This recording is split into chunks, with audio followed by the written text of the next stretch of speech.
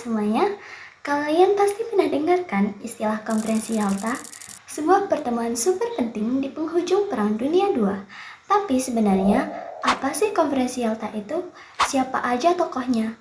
Kenapa mereka kumpul di satu meja? Dan apa dampaknya buat dunia sampai sekarang? Yuk kita bedah bareng-bareng. Jatuh lagi.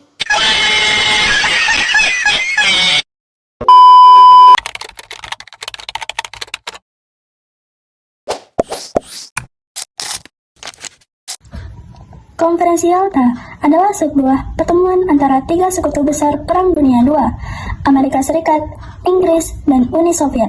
Pertemuan ini digelar pada tanggal 4-11 Februari 1945 di Yalta, Semenanjung Crimea, di mana tiga pemimpin besar, Roosevelt, Churchill, dan Stalin, berunding mengenai masa depan dunia setelah kekalahan Jerman. Dalam pertemuan ini, mereka menyepakati 4 berkas penting: pembagian Jerman, nasib Polandia, perancangan Perserikatan Bangsa-Bangsa atau PBB, dan perang melawan Jepang. Dengan kata lain, Konferensi Yalta bukan sekadar rapat politik setelah perang, tapi fondasi pembentukan tatanan dunia baru, baik soal pembagian wilayah, pengaruh ideologi, maupun struktur keamanan global lewat PBB.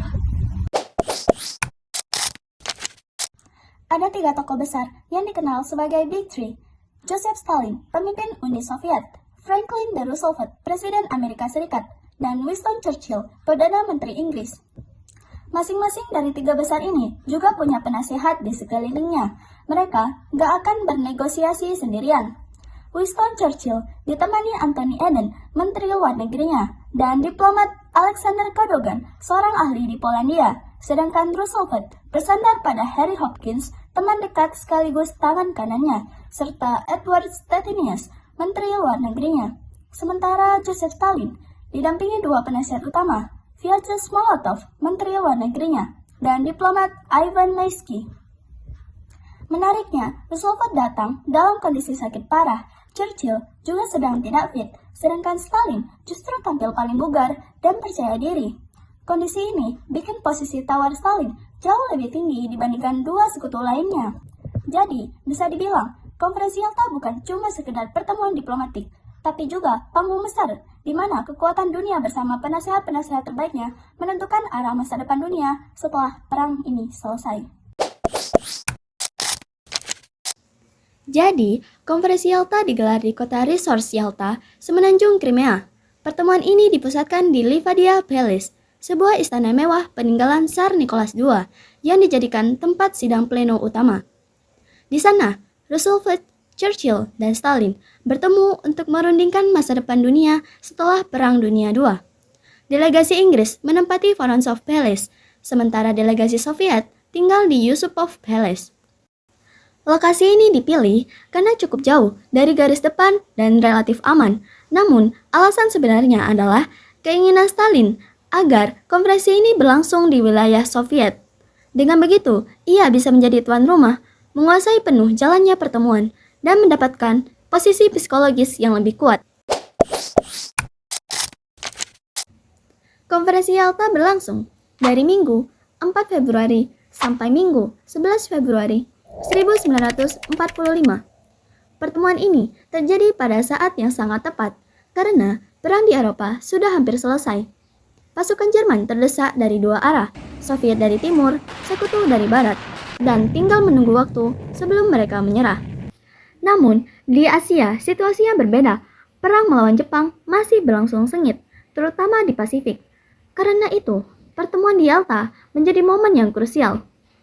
Para sekutu sudah yakin Jerman akan kalah, sehingga mereka bisa memulai memikirkan masa depan Eropa setelah Hitler tumbang, sekaligus merumuskan strategi bersama untuk menghadapi Jepang. Konferensi Yalta dianggap penting karena menjadi titik penentu arah dunia setelah Perang Dunia II berakhir. Disinilah tiga sekutu besar, Roosevelt, Churchill, dan Stalin, duduk satu meja untuk memutuskan masa depan Eropa dan dunia. Bayangin, saat itu pasukan Soviet sudah berada kurang dari 100 km dari Berlin. Artinya, Stalin datang dengan posisi paling kuat. Ia punya pengaruh besar dalam menentukan batas wilayah dan sistem politik di Eropa Timur. Sementara Roosevelt dan Churchill datang dengan tujuan menjaga perdamaian dunia serta memastikan rencana pembentukan Perserikatan Bangsa-Bangsa bisa disetujui. Menurut catatan History.com, Konferensi Yalta juga menandai awal dari pembagian pengaruh antara Barat dan Timur, yang akhirnya berkembang menjadi Perang Dingin. Setelah Jerman kalah dalam Perang Dunia II, negara itu dibagi menjadi 4 zona pendudukan oleh negara-negara pemenang, Amerika Serikat, Inggris, Uni Soviet, dan Prancis. Tujuannya untuk memastikan paham Nazi benar-benar lenyap dan militer Jerman tidak bangkit lagi. Zona Amerika berada di bagian selatan dan tengah dengan luas sekitar 116.000 km persegi. Inggris menguasai barat laut Jerman, pusat industri penting, dengan luas sekitar 97.000 km persegi. Sementara itu, Uni Soviet mengendalikan zona terbesar di timur seluas 121.000 km persegi, yang kemudian menjadi dasar berdirinya Jerman Timur. Awalnya, Prancis tidak termasuk dalam rencana awal pembagian, namun atas desakan Winston Churchill, Prancis diberi wilayah tersendiri di barat daya seluas 39.000 km persegi untuk memulihkan kehormatannya sebagai sekutu besar. Meski berada di tengah zona Soviet, kota Berlin juga dibagi menjadi 4 sektor yang dikuasai masing-masing sekutu. Pembagian ini akhirnya menjadi dasar pembentukannya Jerman Barat dan Jerman Timur pada masa Perang Dingin. Salah satu isu yang paling panas di Konferensi Yalta adalah tentang masa depan Polandia. Negara ini jadi perhatian utama karena posisinya di antara Jerman dan Uni Soviet, serta perannya yang besar dalam perang. Ketiga pemimpin sepakat bahwa perbatasan timur Polandia akan mengikuti garis Curzon, yang artinya wilayah timur seperti Lviv dan Wilno diserahkan kepada Uni Soviet. Sebagai gantinya, Polandia digeser ke barat sampai ke Sungai Oder dan Neisse, mengambil sebagian bekas wilayah Jerman. Masalah lain muncul soal pemerintahan Polandia. Stalin ingin pemerintahan yang pro-Soviet, sementara Roosevelt dan Churchill menuntut adanya pemilu bebas. Akhirnya disepakati pembentukan pemerintahan sementara, tapi dalam praktiknya pengaruh Soviet terlalu kuat, dan Polandia akhirnya jatuh ke bawah kendali Blok Timur. Keputusan ini juga mengubah peta dan nasib jutaan orang. Warga Jerman dipaksa keluar dari wilayah barat, dan orang Polandia dari wilayah timur dipindahkan ke barat. Dari sinilah Polandia menjadi simbol awal terbentuknya tirai besi di Eropa. Dalam Konferensi Yalta tahun 1945, 3 sekutu besar, Amerika Serikat, Inggris, dan Uni Soviet, sepakat membentuk Perserikatan Bangsa-Bangsa atau PBB untuk mencegah terulangnya Perang Dunia. Gagasan ini awalnya berasal dari Piagam Atlantik tahun 1941, tetapi di Yalta lah rencana disepakati secara konkret. Roosevelt menjadi penggagas utama, Churchill mendukung dengan catatan agar kepentingan Eropa tetap diperhatikan.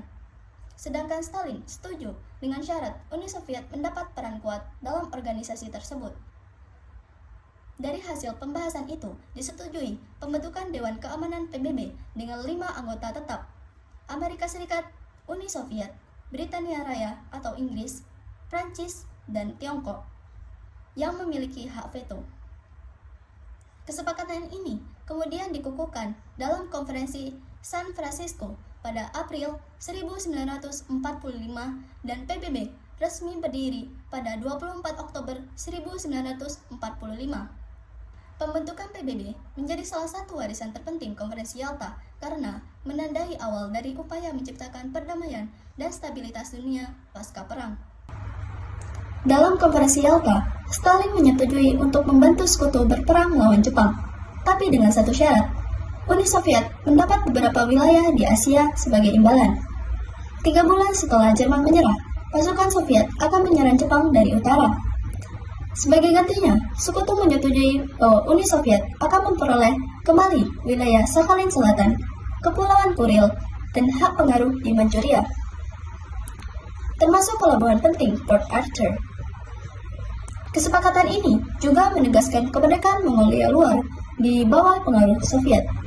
Janji ini akhirnya ditepati pada Agustus 1945, ketika Uni Soviet benar-benar bergabung dalam perang melawan Jepang. Serangan besar dari arah utara membantu mempercepat kekalahan Jepang dan berakhirnya Perang Dunia II di Asia.